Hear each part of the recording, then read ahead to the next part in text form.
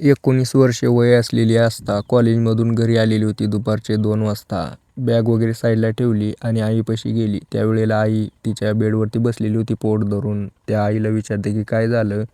ती म्हणायला लागली आई त्या आस्थाची की पोट दुखायला लागले. आता हे ऐकल्यानंतर ती तिला पाणी पाजते, थोड्या औषध गोळ्या देते, पण पोट दुखायचं काय राहत नव्हतं. त्यावेळेला आस्था तिच्या आईला उचलून सुनीताला दवाखान्यात घेऊन गेली. दवाखान्यात ज्या वेळेला गेली त्यावेळेला ती सांगायला लागली कारणं पोट दुखायला लागलं, हे लागलं, ते झालं. पण डॉक्टरांना ते काहीच कारण समजत नव्हतं की कशामुळं दुखतंय. डॉक्टर एकदा सुनीताला विचारतात की नेमकं सांगा मला काय झालं होतं. त्यावेळेला सुनीता तिच्या पोरीला म्हणते की थोडं बाहेर जा. आस्था बाहेर जाऊन बेंचवरती बसते. त्यावेळेला सुनीता पूर्ण घटना सांगायला लागते आणि म्हणते की काल रात्री माझा प्रियकर आला होता. त्यावेळेला त्याने कोंडोम आणले होते, तर ते कोंडोम अचानक सटकून आतच राहिले, त्याच्यामुळे पोट दुखतंय. त्यावेळेला डॉक्टर हे ऐकले. ज्यावेळेला डॉक्टर हे ऐकतात त्यावेळेला डोकं बुडवून घेतात आणि म्हणतात की काय केले ते तुमची पोरगी, एवढी मोठी पोरगी आणि एवढी मोठी पोरगी असून तुम्ही बाहेर प्रियकरासोबत संबंध बनवताय. त्यावेळेला ती महिला म्हणते की हे एक दिवस नाही, भरपूर दिवस झाले संबंध चालू आहेत, त्यामुळे काही अडचण नाही, तुम्ही तुमचं काम करा. डॉक्टर तिच्या गुप्तांगामधून कंडोम काढतात आणि त्या महिलेला पाठवून देतात औषध गोळ्या देऊन. पण नेमकं काय घडलं होतं त्या रात्री? तर मित्रांनो पूर्ण स्टोरी सांगतो. नेमका कोण होता तो प्रियकर? सुनीतासोबत केलं आणि कंडोमात राहिली. व्हिडिओ शेवटपर्यंत बघा, चॅनल सबस्क्राईब नक्की करा. तर नमस्कार मित्रांनो, या घटनेची सुरुवात 5 ते 6 वर्षापूर्वी होते. 5 ते 6 वर्षापूर्वी 14 वर्षाची असलेली आस्था तिच्या शाळेमधून घरी आलेली होती. त्यावेळेला आईला म्हणते की आई, शिक्षकांनी तुला शाळेमध्ये बोलवले. आता त्या आईला सुनीताला समजत नव्हती की शिक्षकांनी आस्थाच्या का मला बोलवलं असेल शाळेत, एवढं अचानक घरी बोलवायला आली. त्या ठिकाणी शाळेमध्ये गेली. त्यावेळेला त्या ठिकाणी सुमित नावाचे एक 22 वर्षाचे शिक्षक होते, नवीनच जॉईन झालेले शिक्षक. ही असताना त्या सरांना बघून म्हणायचे की तुम्ही सर असे का वाकडे ते. ज्यावेळेला ते सुमित सर आस्थाच्या आईकडे बघतात सुनीताकडे, त्यावेळेला पूर्णपणे भारावून जातात आणि म्हणतात की मनातल्या मनात एवढी मोठ्या पोरीची आई अशी कशी काय दिसू शकते. एकदम दिसायला सुंदर असलेली ही सुनीता, तिच्यावरती मन आलं होतं या सुमित सरचं. आता सुमित सर या आस्थाला चांगल्या प्रकारे लाड करायला लागतात, तिची काळजी घ्यायला लागतात, तिला पेपरमध्ये फुल मार्क, त्यांच्या घरी येणं जाणं वाढवतात. काही डाऊट असेल तर विचार असं म्हणून म्हणून ते सर या दोघांच्या घरी यायला लागतात. याच्या काही दिवसानंतर साधारणतः 1 ते 1.5 वर्ष झाले असेल, त्यावेळेला सुनीताचा पती आणि आस्थाचा बाप त्याच्या ॲक्सिडेंट झाला आणि तो हे जग सोडून गेला.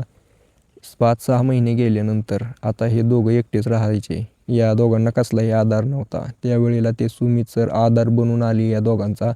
ज्यावेळेला त्या सुनीताला काही काम पडायचं त्यावेळेला ती सुमित सरला फोन करायची. असं करून त्या सुमित सरने आस्थाच्या आईला एकदम भारी बाटलीत उतरवलं होतं. आता हे दोघं कायम सोबत असायचे. शेजाऱ्याच्या आसपासच्या मोहल्ल्यातल्या लोकांना लक्षात आलं होतं की काय गोष्ट आहे, पण कुणाची बोलायची हिंमत नव्हती. पती गेलेला होता. त्यावेळेला सगळ्यांनी तिची साथ सोडली होती.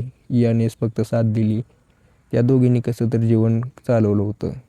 आता हळूहळू ती 35 वर्षाची महिला आणि आता हा 24 वर्ष वय झालेला सुमित सर एकमेकाच्या प्रेमात पडले. सुमित सर वादा करायचा की लग्न करू, पण टाळत होता, फक्त तिच्या शरीराचा स्वाद घेत होता. हळूहळू या सुनीताला ही सगळी गोष्ट लक्षात येत होती की हिचा फक्त वापर होतोय, त्यामुळे हिने टाळायला चालू केलं सुमित सरला. त्यावेळेला सुमित सरने आता तिची जी पोरगी आहे आस्था, तिच्यावरती लक्ष द्यायला चालू केलं. आता हे ज्या वेळेला सुनीताच्या लक्षात आलं त्यावेळेला पुन्हा त्याला जवळ केलं आणि म्हणली पुन्हा असं करू नको, जे काय आहे ते माझ्यापाशी. ते सर सुमित हो म्हणला, त्याला कुठं लग्न करायचं होतं. त्यावेळेला हो म्हणला आणि तिला टाळत टाळत टाळत तिच्यासोबत संबंध करत करत असे दिवस जात होते. या सुनीताचं आता काहीच काम नव्हतं, सगळं काम बंद असायचं, पैसा येणं जाणं नाही, कसं जीवन चालणार. त्यावेळेला ही सुमित सरकडून थोडेफार पैसे घ्यायची, सुमित सर पण द्यायचा. पण आता हा सुमित सर, त्याचं लग्न ठरलं म्हणून तो कमीच यायला लागला होता तिच्याकडे. हे सगळं बघून सुनीताला काही कळत नव्हतं की काय करू, पैसा कुठून येईल, काय होईल, घर कसं चालेल. त्यावेळेला सुमित सर म्हटलं की तू टेन्शन घेऊ नको, माझा एक मित्र आहे, त्याच्यासोबत एक रात्र घालवली तर 5 ते 6 हजार रुपये देईल. असं म्हटल्यानंतर या सुनीताला थोडं जीवात जीव येतो आणि म्हणतो ठीक आहे, मी काय करू शकते, आता पैसा कमवावा लागेल, पैसा नाही, पोरीचं आयुष्य सेटल करायचं आहे. त्यावेळेला तो सुमित सर एका मित्राला घेऊन येतो.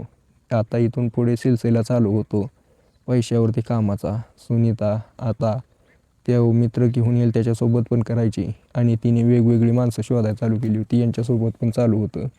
सुमित सरला हे माहीत नव्हतं की ती दुसरीकडे पण चालू आहे. ज्यावेळेला सुमित सरला माहिती झालं त्यावेळेला सुमित सरने ठरवलं की काटा काढायचा. म्हणून तो म्हटला की ठीक आहे, एक दिवशी माझ्यासोबत कर. त्या दिवशी त्याने संबंध करताना मुद्दामहून कंडो माठ सोडले. त्याला वाटलं होतं की हे आत राहिलं तर ही काहीतरी जीव सोडेल, काहीतरी हिला प्रॉब्लेम होईल. पण दवाखान्यामध्ये गेल्यानंतर ते पूर्ण काढून टाकलं आणि पूर्ण घटना समोर आली. आता याचा बदला म्हणून या सुनीताने त्या सुमित सरला बोलवलं. त्याच्यानंतर त्याच्यासोबत प्रयत्न केला संबंध. ज्यावेळेला सुमित सर घरी आला त्यावेळेला त्याच्यासोबत संबंध बनवले. त्याला जेवण खाऊ घातलं, पण त्या जेवणामध्ये हिने विषारी औषध टाकलं होतं. याच्यामुळे सुमित सर ज्यावेळेला घरी गेला त्यावेळेला त्याचा मृत्यू झाला. त्याच्या घरच्याला समजत नव्हतं की कसं काय झालं. पोलीस बोलवण्यात आले.